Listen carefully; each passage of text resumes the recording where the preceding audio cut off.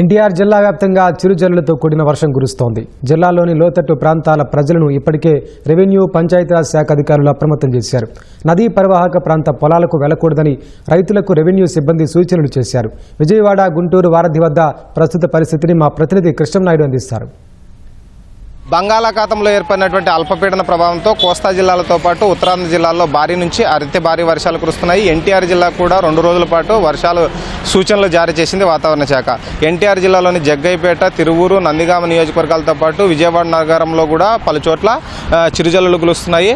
విజయవాడని గుంటూరుని కలిపేటువంటి వారధి పైన ప్రస్తుతం మనం ఉన్నాము. వారధి పక్కన ఉన్నటువంటి కృష్ణానది, వారధి పక్కనే ఉన్నటువంటి కృష్ణానది దగ్గర ఉన్నటువంటి కృష్ణానదికి ఆనుకుని ఉన్నటువంటి శ్రీ భవానీ జలశంకర దేవాలయం కూడా పూర్తి స్థాయిలో నీటిలో మునిగినటువంటి దృశ్యాలు మనం చూస్తున్నాము. దాదాపు గేట్ల పైకి కూడా వాటర్ వచ్చి చేరాయి.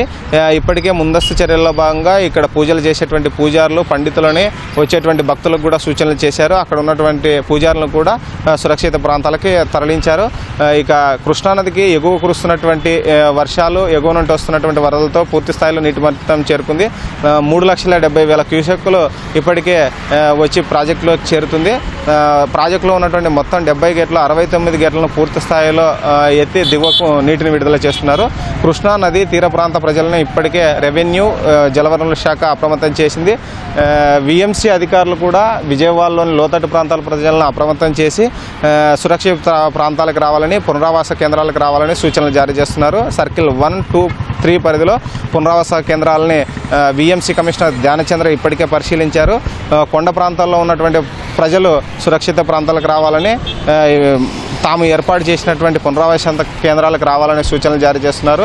వర్షాలు తగ్గిన వెంటనే తమ ఇళ్లకు చేరుకోవచ్చని కూడా ప్రజలకు చెబుతున్నారు. కొండ ప్రాంతాల్లో గతంలో జరిగినటువంటి ఘటనలను దృష్టిలో పెట్టుకుని ఎటువంటి అవాంఛనీయ సంఘటనలు జరగకుండా ఈ చర్యలు చేపట్టారు. ఇటు జగ్గైపేట, నందిగామ, తిరువూరు నియోజకవర్గాల్లో ఇప్పటికే మబ్బులు పట్టాయి.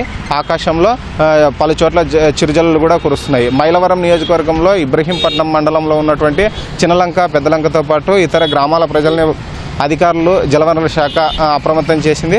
లోతట్టు ప్రాంతాల్లోకి పశువులు మేపేందుకు కానీ లేకపోతే చేపల వేటకు కూడా వెళ్ళకూడదని అధికారులు ఆదేశాలు జారీ చేశారు. అక్కడక్కడ డిజాస్టర్ రెస్పాన్స్ టీములను కూడా ఏర్పాటు చేశారు. ఎక్కడ ఎలాంటి అవాంఛనీయ సంఘటనలు జరగకుండా ఈ చర్యలు చేపట్టినట్లు జిల్లా కలెక్టర్ లక్ష్మీష చెప్పారు. జిల్లా కలెక్టరేట్లో కూడా కంట్రోల్ రూమ్ని ఏర్పాటు చేసి అటు విపత్తు నిర్వహణ శాఖతో పాటు జలవనరుల శాఖ అధికారులు, రెవెన్యూ అధికారులు, మున్సిపల్ అధికారులతో సమీక్ష సమావేశం నిర్వహిస్తున్నారు.